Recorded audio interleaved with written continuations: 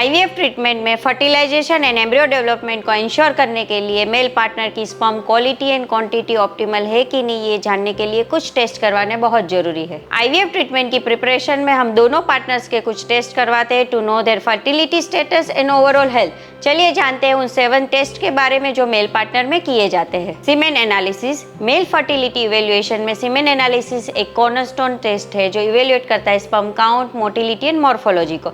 सीमेन एनालिसिस help us to determine whether there is any issue with sperm production or function that can affect the fertilization. Hormone test. कुछ blood test किए जाते हैं to measure the hormonal level like follicle stimulating hormone, testosterone hormone and that provide insight into the function of testis and sperm production. Genetic testing.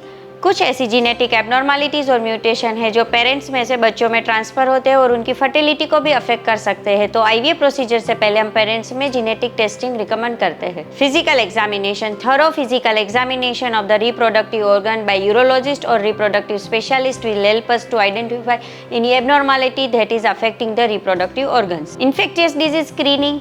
Sexually transmitted infection और other infectious disease are present और not, वो जानने के लिए हम कुछ blood test करते हैं क्योंकि उसकी वजह से फर्टिलिटी भी अफेक्ट होती है और इसका इम्पैक्ट आईवीएफ प्रोसेस के ऊपर भी पड़ता है। Sperm DNA fragmentation index testing. ये टेस्ट इवेल्युएट करता है इंटीग्रिटी ऑफ स्पर्म्स डीएनए, जो बहुत ही जरूरी है embryo development and successful implantation के लिए। अगर डीएनए फ्रेगमेंटेशन इंडेक्स हाई है that means it suggest there is reduce fertility potential. Ultrasound. Ultrasonographic examination of testis and other reproductive organ will help to identify any structural abnormalities that can affect the sperm production and function. These tests help us to diagnose any potential factor that can affect the man's fertility, and depending on this test result we can take appropriate intervention and treatment to increase the chance of conception with the help of IVF treatment. So men should go under this testing along the side of fertility treatment evaluation, and for more such information you can subscribe our YouTube channel.